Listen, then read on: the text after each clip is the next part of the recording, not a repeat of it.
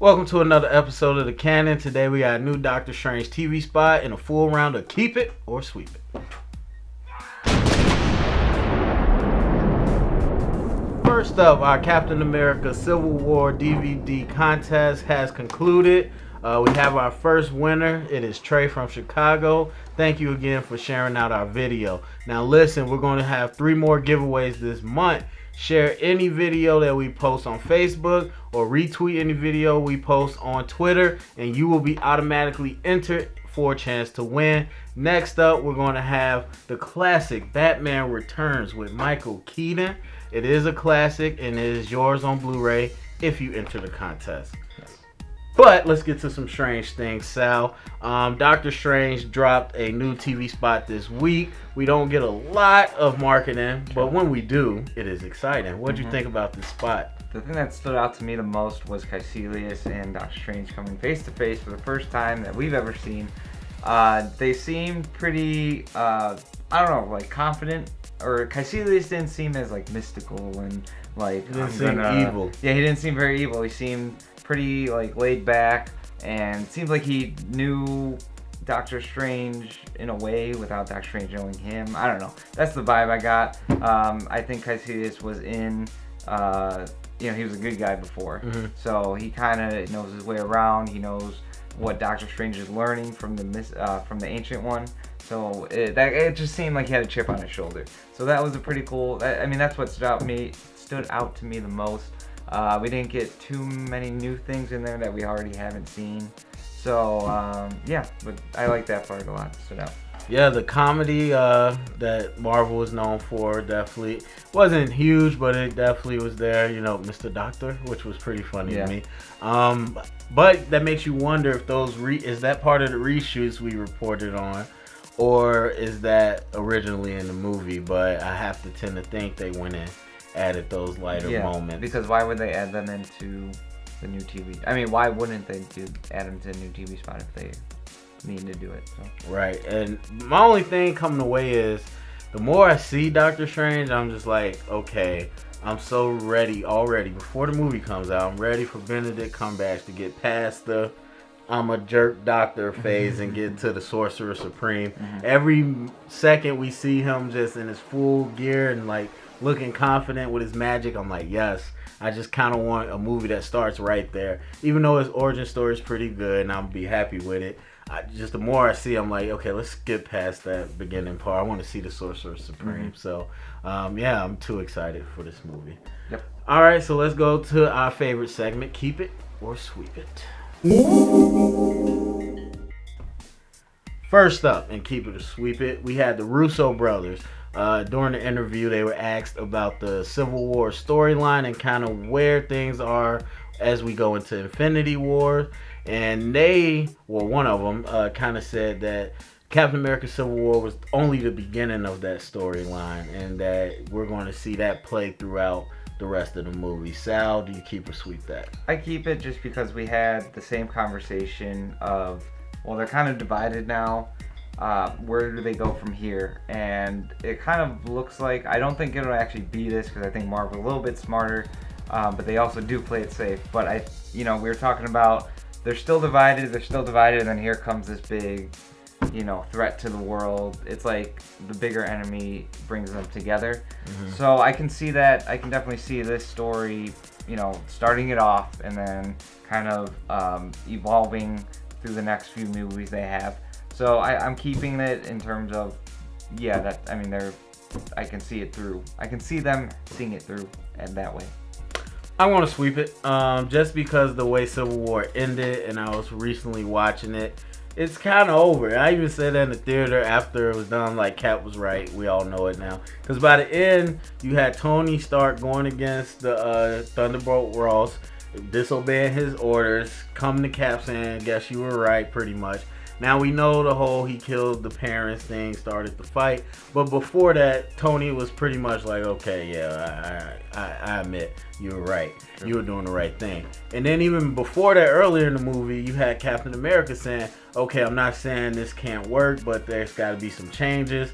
And that was before he found out that Tony locked Scarlet Witch up in his penthouse. So then stuff went left. But anyway, there's enough through those moments to show you, okay, this kind of comes to an end. Even at the end with the letter and like I always be there if you need me, and like we kind of, for me, the writing was on the wall. I don't think this continues.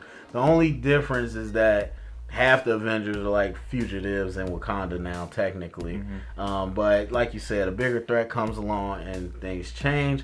I don't see how this kind of continues throughout, because it kind of wrapped up, and even the Sokovia Accords themselves, like how much does that matter once Thanos shows up? Yeah. You know what I mean? So even if the government want to play that card, what are they going to do when the world's about to be destroyed? They're going to go back on their word and they're going to be like, oh, save us all. And so it doesn't matter in the end. So to me, I just sweep it. I don't see the actual Tony versus Cap thing going much further. Yeah, I mean, I've only seen it the one time in the theater. I liked it, but maybe I should watch it again just to kind of. I think I understand what you're saying. You should have entered the raffle in an anonymous You told name. me I couldn't. Oh, yeah. All right, so sticking with Infinity Wars, we have Doctor Strange himself, Benedict Cumberbatch, confirming he is going to be in an Infinity War movies. Doctor Strange, Sorcerer Supreme, Sal. What do you think about that? Keeping that 100%. You have to have, the Doctor fight against this, interstellar kind of villain here, whether it's Thanos or not. But I think, like I said, 67 characters, you gotta have them all. So there's no way. I mean, I'm sure the Ancient One will probably be in it somehow, or if she doesn't die. Yeah, we'll see. But either way, I think we're going to see a lot of characters, and this is no different. I'm excited for him because he is probably one of the strongest characters in the Marvel Universe. So him being there kind of really ups the ante, and seeing them work together will be exciting. I keep it as well, especially one thing we didn't point out, the TV spot. There's a moment where he says the Avengers protect the physical world, we deal with the more mysticism, which is kind of spoon feeding the audience, which is what Marvel does, and that's why they don't get trashed on Rotten Tomatoes. But anyway, point being, we kind of know where they are in the timeline now, because before I completely was just in my head, this is like 10, 20 years before Avengers, and so that way when we introduce him now, he's the man. But apparently that's not the case. I still don't think this is like current times, because we know in Thor, he's going to go looking for Doctor Strange, which means he has a name at that point. And so this might be after the first Avengers movie per se, like say like that. But what if Thor movie is even after everything? But it's not after Infinity Wars. Is that confirmed? Well, no, we know it's not. Why? Thor movie comes out before Infinity War. Oh, Infinity. I'm thinking Civil War. I'm sorry. Yeah. So Thor is before Infinity War. Yeah. So even if it is, it's kind of going to be a short time period from Doctor Strange to. So either way, he became someone big in the mysticism in that short time. But it is closer than I thought. It could be right after New York. Yeah, right. So, anyway, point is I keep that 6-7 characters. We keep talking that number. They got to fill it up somehow. Yeah, it just makes sense. Like they said, we deal with the mysticism. Thanos is very much going to test the borders on both sides. So it'll be interesting to see what they do with that. And sticking with our favorite topic, Infinity Wars, Samuel Jackson said he believes that not only Nick Fury, but the organization known as S.H.I.E.L.D. will be returning in Infinity Wars. So how do you keep it sweet that? I keep it 67. Go ahead. Yeah. So they need the characters. They need all they can get, and I think a little bit more organization with S.H.I.E.L.D. is needed, because since Winter Soldier, they kind of been in limbo. They've been here, but they really haven't, and they're kind of more rogue. Correct me if I'm wrong. They're more of a rogue kind of organization at this point. So if they kind of come back full force, I think that's good. I think against Thanos and whoever else, they're going to need all the help they can get. So them kind of being the overseers of the battle or whatever it is, the war. I think it'll be good, kind of like old times. I softly keep it. I do think Nick Fury and S.H.I.E.L.D. will be in it. However, I don't think it'll be the S.H.I.E.L.D. proper. The organization on the S.H.I.E.L.D., as you said, kind of fell apart in Winter Soldier because it was infiltrated by Hydra a long time ago. And so I don't think you come back from that. Kind of like my man Zemo says in Civil War, something that destroys itself from the inside that's dead forever, or whatever he said. Point being, that type of public collapse, there's no way government S.H.I.E.L.D. would be reborn, because people would never trust it ever again. So I think it'll be S.H.I.E.L.D. the way you saw it in Age of Ultron, where they kind of just had it on helicarry and chill out, and they got their small crew. That's about it. And Nick Fury always has his toys, but I don't think it'll be the actual S.H.I.E.L.D. And it was just kind of weird when I read it, because I never assumed they wouldn't be in it, of course. Yeah. Nick Fury started the whole MCU pretty much by saying to start there's an Avengers initiative. So slow news week. Well, anyway, yes, I keep that. He'll be in it. All right, so let's jump over to the best performing DC branch. Just kidding. Zack Snyder, as he so does often, he released a little Twitter tease. Yeah. Say that 3 times. Twitter yes. tease.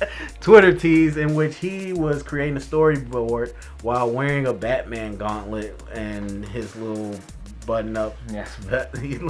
That dude's weird. But anyway, so apparently somebody enhanced the image to see the storyboard, and it is a scene with Deathstroke. Yeah. So now people are saying Deathstroke is confirmed to be in this movie. Sal, you keep it sweeping. The fact that Deathstroke is in this movie based on this movie. Well, Zack Snyder always does everything with a purpose. He always releases stuff. Everything always has an underlying meaning.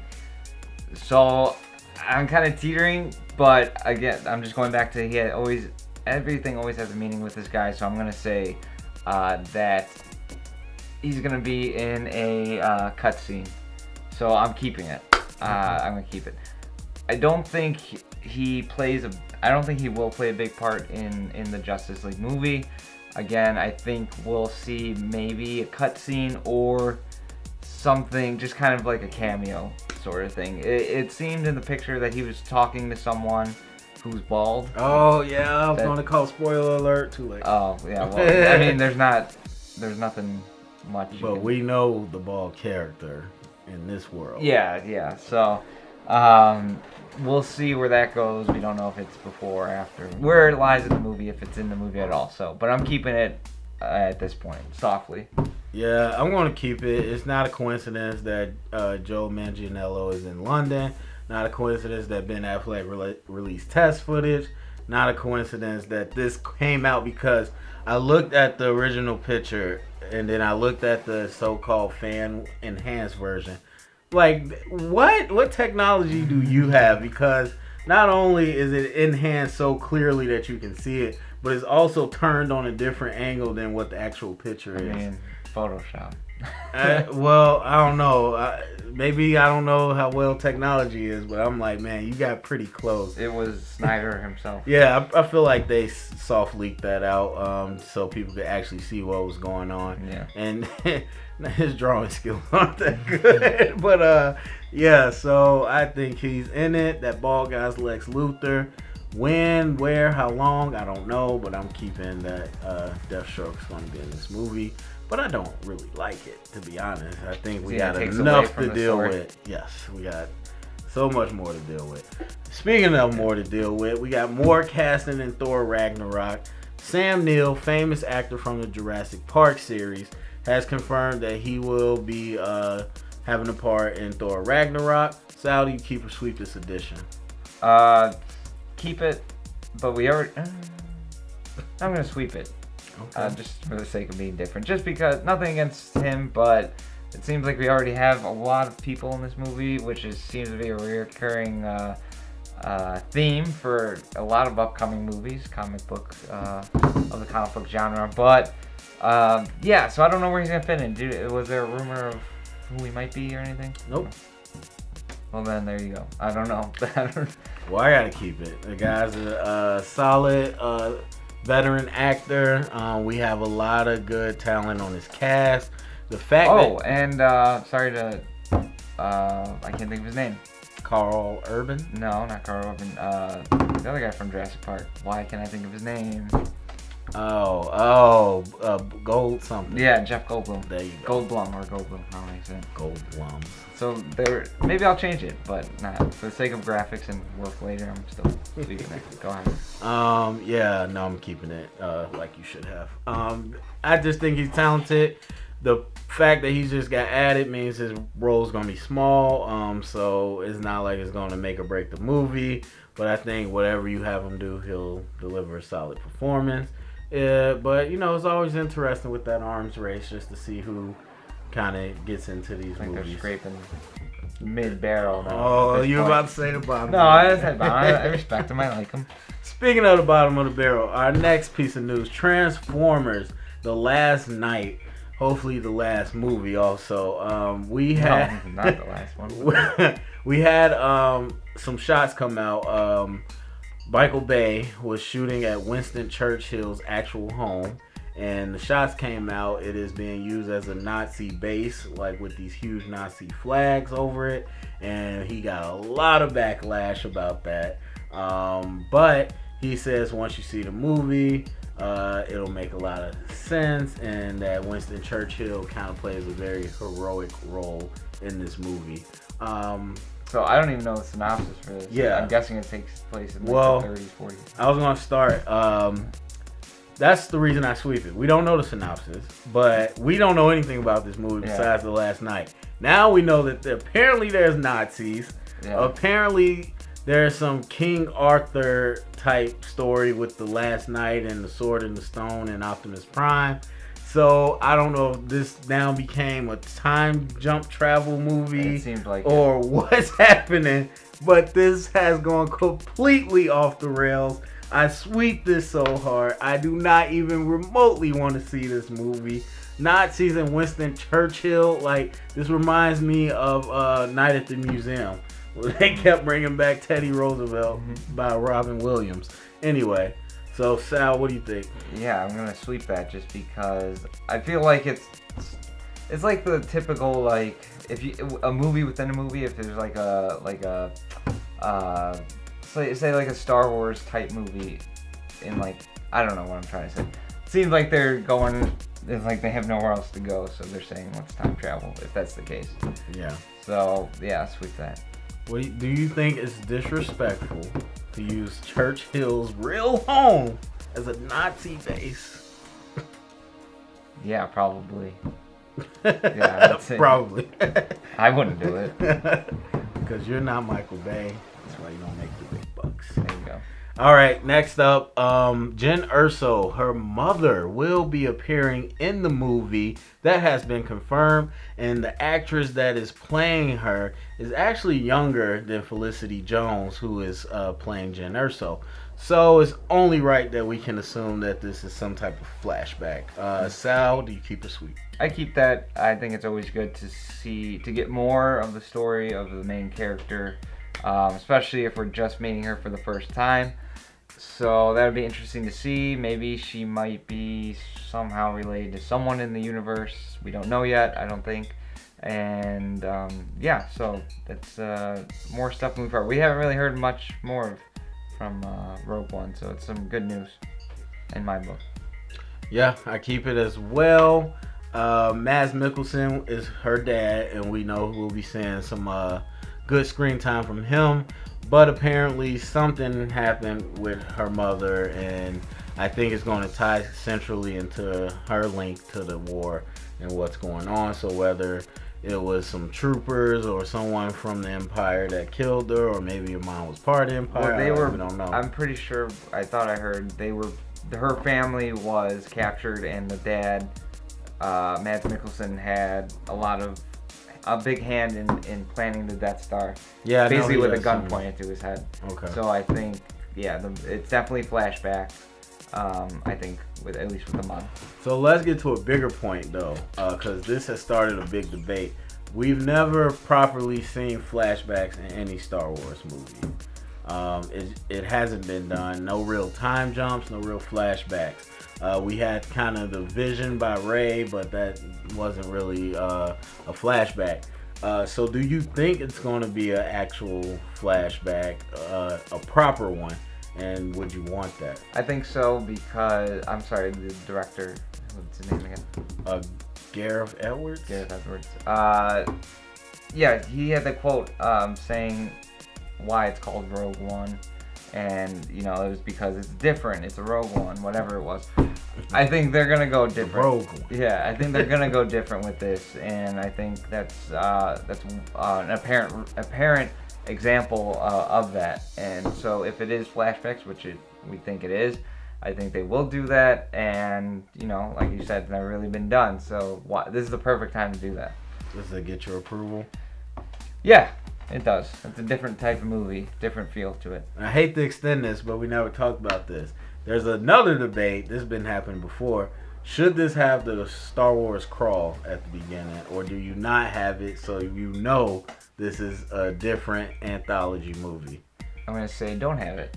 Ooh. Because it's already called a Star Wars story. You don't need to, you know, bash it into to the audience and say it's a Star Wars movie, but then at the same time say, well, it's different. Yeah. So, you know, keep those for the canon. Well, not canon, for the you know, the episodes.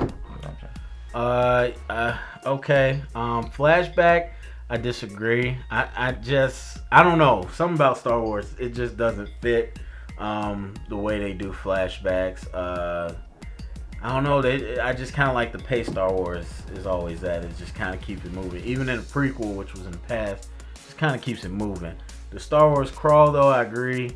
You can't take it out. It's gonna be weird. It's gonna be shocking, but I think that's what you need. I think you need to have that movie start without the dun dun. Yeah. People, where is it at? And then, you know, for better or worse, I think it's gonna immediately say, okay, this is a different movie. I mean, the main score as of now is the Empire music. So that alone, I think, tells you that it's not going to be a typical Star Wars movie. I agree, so. All right, so moving on, we got some slightly different. Sony has agreed to move forward with a 5-movie deal on the Harbinger series, which is a Valiant comic book, basically about some teenagers who have psychic abilities. They are planning on crossing it over with the Bloodshot character in comic, culminating in a Harbinger Wars movie, which features the Harbinger teenage characters versus the Bloodshot character who is out to hunt Harbingers. Sal, do you keep or sweep this? I'm keeping this because, one, it's a great time for outcast characters, and these are what these characters are.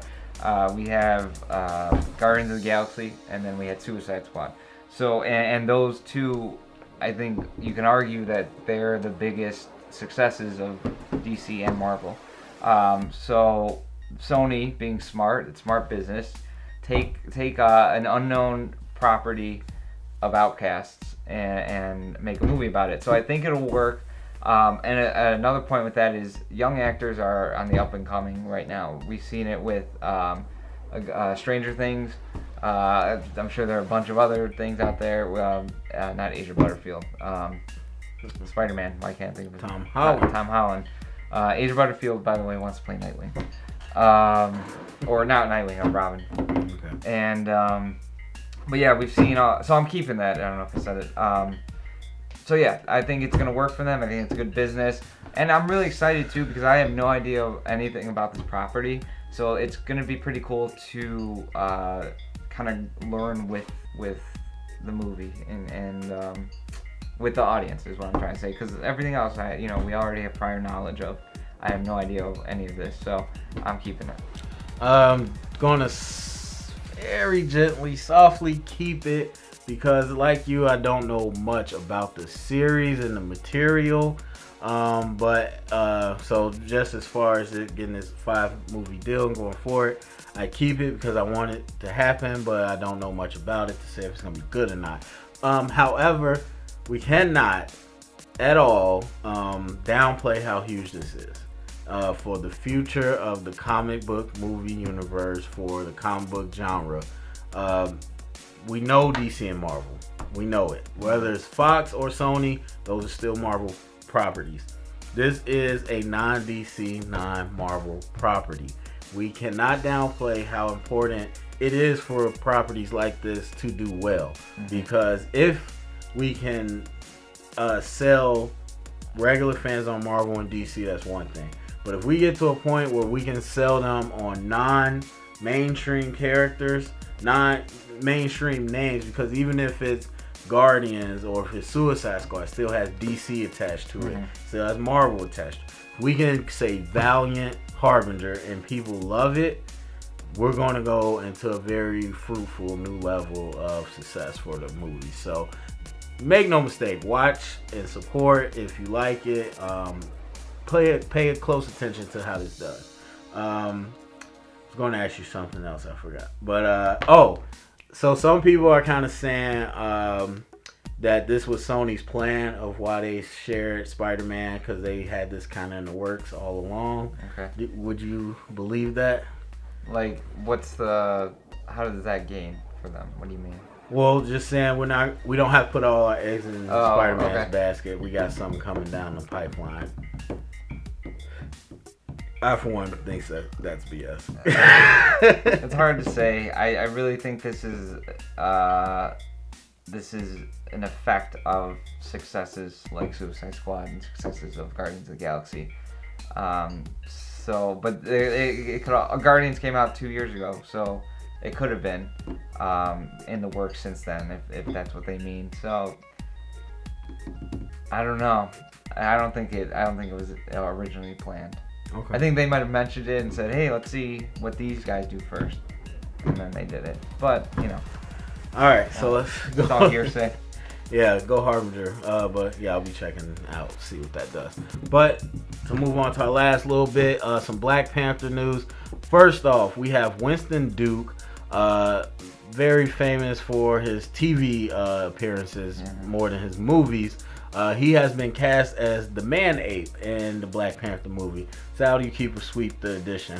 I keep it because I'm very interested in all these characters that Black Panther has within its mythos, and I don't know the character that well, so I mean, it doesn't seem like we're overstuffed at this point at all. We have Eric Killmonger, Michael B. Jordan.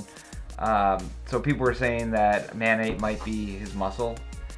Or it could also go the other way where they're both kind of teaming up 50-50. I think Killmonger's going to take over and be kind of more the main villain in the long run.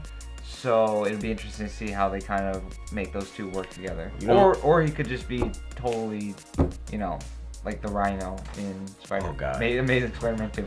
You don't think with Claw also in the mix, that's not too many villains? I don't think Claw's... I don't remember what I said. A while back, but I don't think Claw's gonna play a huge part. I think Killmonger's gonna be the main guy. I think Claw is more of kind of a background villain behind the curtain, but I still don't. Like I said, the mythos really intrigues me of Black Panther, so I'm interested in seeing all of them. So I keep it as well. Originally, when Michael B was cast, I was thinking Man-Ape, even though I know that would not fit him. But Man-Ape, to me, is the most known villain besides Claw to Black Panther. So Man-Ape pretty much was Wakandian, and he wanted to rule, and he didn't. So he went to the what's known as the White Gorilla Tribe. And so he was able to get these powers, and then, like it sounds, you know how he got the powers? Man. No, I know how. Okay, no. So he killed a gorilla, ate its flesh, and bathed in its blood, and then he got superpowers. I'm pretty sure it won't be like that in Marvel's movie, but You think it'll be some sort of mechanical thing? No, hope not. Oh God, I hope not. I think it will be because Wakanda is very. It is very technological. But the Black Panther, so that's a whole nother discussion. But the Black Panther suit itself is very vibranium and technical from what we've seen so far. While in the comics, there's a lot more mysticism to it. So that change kind of already has happened. I hope they don't do it with Man-Ape too much. Because, like I was going to say, if you haven't seen him, he looks like a giant Man-Ape. Like a huge dude wearing a ape like jacket. Yeah. Pretty much. So it's like he skinned one alive and just wears it. And then he like fused with him. That's what it looks like. But yeah, so in the past, in the cartoons, Man-Ape beat Black Panther when he challenged him to rule Wakanda and stuff like that. So he's very powerful, very formidable. The actor I don't know much about, so I'm always excited for newcomers. I did find out he's 6'6", so I'm happy that they at least got that part right. Like they're going to try to make someone that, or get someone that can physically fill out the Man-Ape and not make it complete redone Vision where it's like, oh, they just call me that because whatever stupid reason. So I'm excited for Man-Ape. As far as too many villains, I don't know the story yet. It seems though like they all have their separate attributes. It seems like it's going to get super political because even if you stick with that whole idea of being fed up with the way Wakanda is being ruled and then going to a different opposing tribe and wanting the challenge to be the leader, because we talked about basically T'Challa comes back from Civil War and there's a bunch of people are already, criticizing him as a ruler. So now this opens up the gates where Killmonger was already pushing for him to be pushed out. And now you got the white gorilla tribe trying to come take over. So it seems like it's going to be a very King of the Hill kind of. Yeah, like a real political type movie. And we also, I forgot the women. I forgot their names. They're villains. No. One of them was. Oh, wait. Oh, yeah, well, I don't know. That's the private security. We don't know if they turned on him too, or I don't know. But it seems like a big coup's trying to happen in Wakanda, which would be fitting for a story in Africa, as coups typically in history have been big in their thing. But anyway, I keep it. But lastly, with Black Panther, it was confirmed by Chadwick Boseman that there will be parts of the movie that touch on Black Panthers from the past. So, Sal, do you keep or sweep that idea? I keep that same reason. The mythos intrigues me a lot. I'm sure it has a lot of history, especially being Africa. It has a very rich history. I'm sure they will weave that into his storyline. So to kind of see how it plays out throughout history is going to be very interesting to me. So yeah, I keep that. I keep it so hard. I can't stop picturing kind of like Mulan when she walks to that temple with all the ancestors and their spirits show up, or even Avatar, if you watch the TV show The Last Airbender, where he's able to tap into the spirit of the past avatars before him and talk to him. But even if they're alive, which I hope they're not spirits, but even if they're alive and he walks into the Black Panther Hall and they all sitting on these seats and he's like, Panthers, please help me with this, and they all give him advice. Yes. Pay homage to the past. Show that Black Panther's a mantle. Just seeing who were the people that held the different Black Panther. Yes, that I love that idea, and I hope that make it a spin-off movie or a spin-off TV show, which I've heard people suggest a spin-off Netflix. And I'm like, yes, do every season you do a new Panther, and yes, that would be amazing. Money. Yeah, alright, sorry. Speaking of money, this show is over. We cannot pay to keep the lights on. Alright, Sal, tell people where they can find us, and do you got any last thoughts? I turned 25 this weekend. Or next week. That's an old man. Yeah, I'm too old for this comic book stuff. You can find us on Twitter at The Canon Blog, or on Facebook, facebook.com/Canon. Share, retweet this video, tag us in it so we know, and you can have a chance to win Batman Returns. October 4th, No, October 3rd. Monday, Tuesday, Wednesday, Thursday. For all you CW fans, it is back. We got Flash, we got Supergirl, we got Arrow, Legends tomorrow. 4 series crossover. I'm losing my mind. I don't even know what that's going to look like. I cannot wait. Luke Cage is out on Netflix. Go support it. It looks amazing. But if you heard it here today, it is canon.